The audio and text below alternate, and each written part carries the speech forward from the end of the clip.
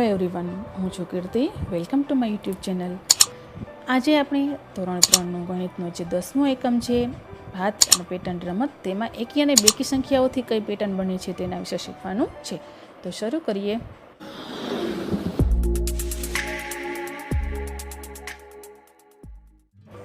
એકી અને બેકી સંખ્યાઓની પેટર્ન. તો આગળ આપણે જુદી જુદી સંખ્યાઓની મદદથી કઈ રીતના પેટર્ન બને છે તેના વિશે શીખી ગયા છીએ. અહીં તમારી સામે 1 થી 100 અંક આપેલા છે, જે એક બ્લુ ખાનામાં અને પીળા ખાનામાં લખેલા છે. અડધી સંખ્યા પીળા રંગમાં છે, તેમાં તમને કંઈ પેટર્ન જોવા મળી, તેવી જ પેટર્નને આગળ વધારો અને ખાલી ખાના ભરો. તો આપણે અહીં જોઈએ પીળા ખાના. તો પીળા ખાનામાં છે 92, ત્યાર પછી છે 94, ત્યાર પછી છે 96, 98 અને 100. તો અહીં જે પેટર્ન બને છે એ બેકી સંખ્યાની પેટર્ન બને છે. 92 પછી 94 આવે છે, 94 પછી 96, 96 પછી 98, 98 પછી 100. તો 100 પછી આવશે 102. એટલે કે બે સંખ્યા આપણે ઉમેરતી જવાની છે, બેકી સંખ્યાઓ. 104, 106, 108 આ પ્રમાણેની આગળ પેટર્ન વધશે. તો અહીં આપણને જગ્યા આપેલી છે, તેમાં લખીએ તો 96 પછી 98, 98 પછી છે 100, પછી 102, પછી 104, 106, 108 અને 110. આ પ્રમાણે આપણે બેકી સંખ્યાઓ લખતી જવાની છે અને બે સંખ્યા ઉમેરતી જવાની છે.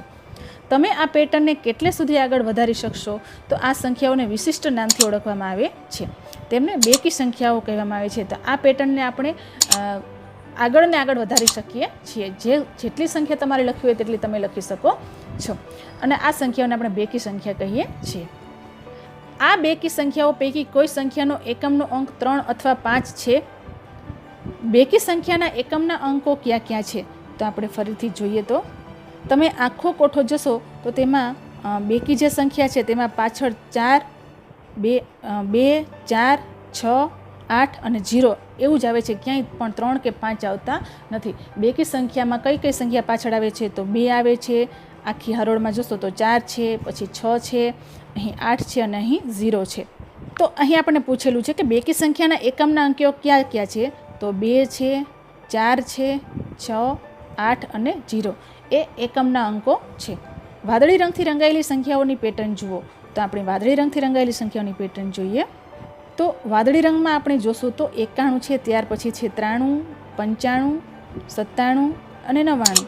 પણ અહીં આપણે જોશું તો એકમનો અંક જે છે એમાં 1, 3, 5, 7 અને 9 આપેલા છે. પેટર્નને આગળ વધારો અને ખાલી ખાના ભરો. તો 99 પછી 101 આવે છે. આપણે બે સંખ્યા જ ઉમેરતી જવાની છે, પણ એકી સંખ્યા ઉમેરતી જવાની છે. તો 101 અને 1માં 2 ઉમેરીશું એટલે 103. 103 પછી આપેલા છે 105, 107 પછી આવશે 109, 111, 113. આ પ્રમાણે આપણે એકી સંખ્યાને આગળ વધારતી જવાની છે. ત્યાર પછીનો પ્રશ્ન છે કે વાદળી રંગથી રંગાયેલી સંખ્યાઓના એકમના અંકો ક્યાં છે. તો હમણાં જ આપણે ઉપર જોયું હતું એ પ્રમાણે 1 છે, 3, 5, 7 અને 9. તો અહીં ફરીથી તમને સમજાવું. એકી સંખ્યા છે તેમાં જે અંકો આવે છે એકી સંખ્યામાં એકમના અંકો તે છે 1, 3, 5, 7 અને 9.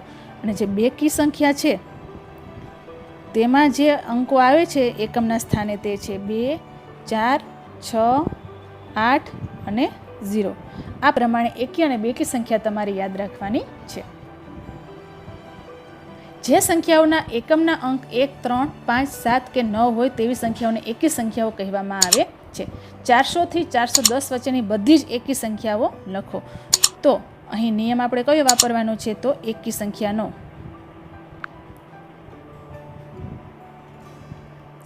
તો અહીં આપણે જોઈએ તો એકમના અંકમાં આપણે એકી સંખ્યા પહેલાં તો લખવાની છે. તો એકમનો અંક છે એ 1, 3, 5, 7 અથવા તો 9 હોવો જોઈએ.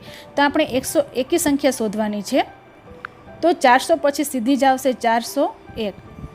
401 પછી આપણે 3 આવશે એટલે કે 403. પછી આવશે 405, 407, 409. હવે આપણે આગળ લખવાનું નથી, કારણ કે આપણને 410 સુધીની જ લખવાનું કહ્યું છે. તો 410 અહીં આવશે નહીં.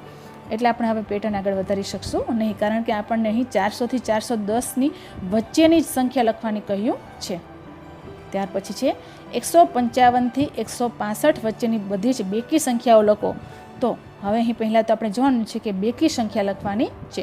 તો બેકી સંખ્યા માટે આપણે 2, 4, 6, 8 અથવા તો 0, જેમાં એકમની સંખ્યા 2, 4, 6, 8, 0 હશે એ જ સંખ્યા આપણે લખીશું.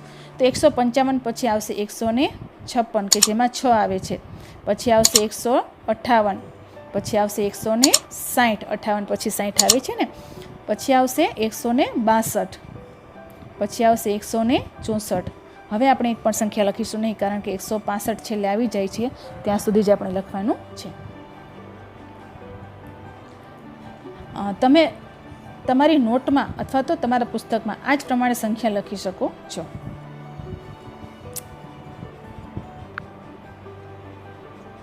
જો આપણે કોઈ પણ એકી સંખ્યામાં 1 ઉમેરીએ તો આપણને કઈ સંખ્યા મળે? એકી સંખ્યામાં 1 ઉમેરીએ તો માની લો કે આપણે લખીએ અહીં 15. 15 એ એકી સંખ્યા છે, એમાં આપણે 1 ઉમેરીએ તો આપણને કેટલા મળે છે? 16. તો અહીં આપણને બેકી સંખ્યા મળે છે, તો જવાબ આવશે બેકી સંખ્યા. એકી સંખ્યામાં તમે કોઈ પણ એક સંખ્યા નાખો તો આપણને જવાબ મળે છે બેકી, તો અહીં જવાબ આવશે બેકી.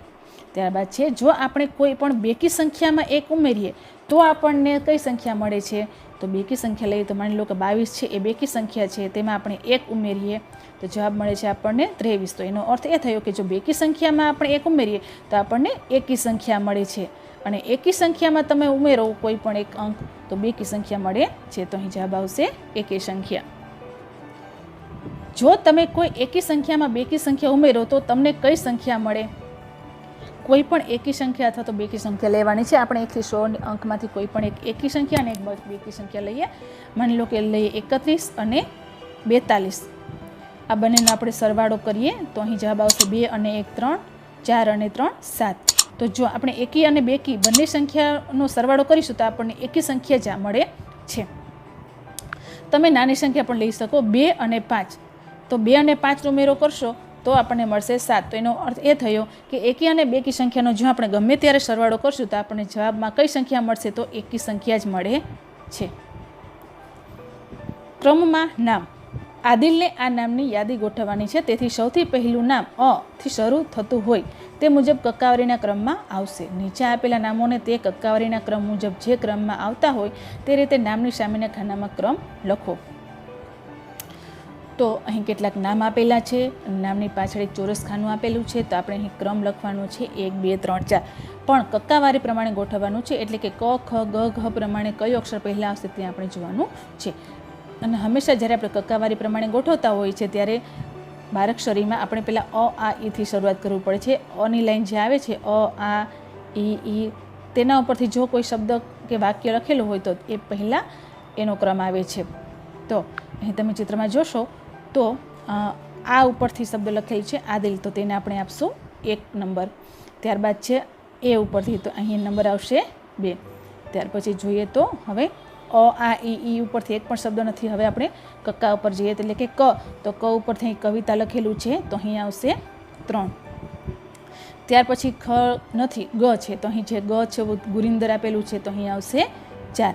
એ જ પ્રમાણે આગળ જતા જઈએ તો ગ પછી જ એટલે કે અહીં આવશે 5. ત્યાર પછી 6 અહીં આવશે. ત્યાર પછી નારાયણ છે તેમાં 7. ન પછી આવે છે ભ, તો અહીં 8. પછી નો આવે છે એટલે મહાદેવનમાં 9. પછી 10 નંબરમાં આવશે રાજા, મ પછી ર આવે છે ને, તો અહીં 10 રાજા છે એ 10 નંબર ઉપર આવે છે. પછી 11 નંબર ઉપર આવે છે વર્ષા, ર પછી લ વ એટલે વર્ષા આવી ગયું. ત્યાર પછી આવે છે શ, તો અહીં આવશે 12 અને છેલ્લે હ આવે છે, તો અહીં આવશે 13.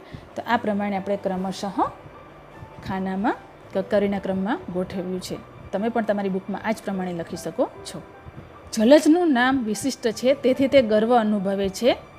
જે તમે તેને ઉલટું વાંચશો તો પણ નામ તેનું તે જ રહે છે.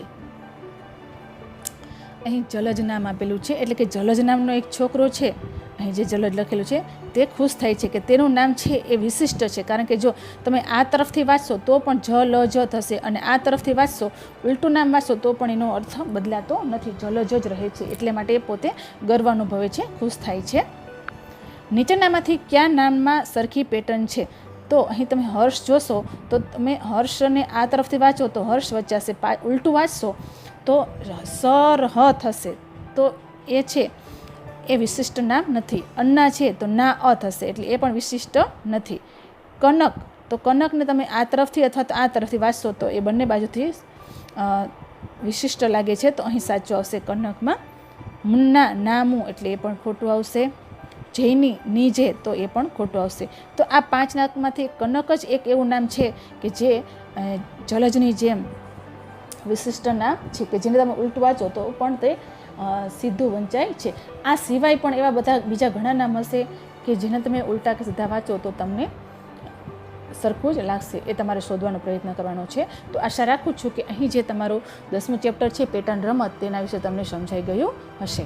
ફરીથી મળીશું આપણે તમારા નવા ચેપ્ટરમાં. પણ એ પહેલાં જો તમને મારો આ વિડીયો ગમ્યો હોય તો તેને જરૂરથી લાઇક, શેર અને સબસ્ક્રાઈબ કરજો. ફરીથી મળીશું નવા વિડીયોમાં. ત્યાં સુધી આવજો. Take care.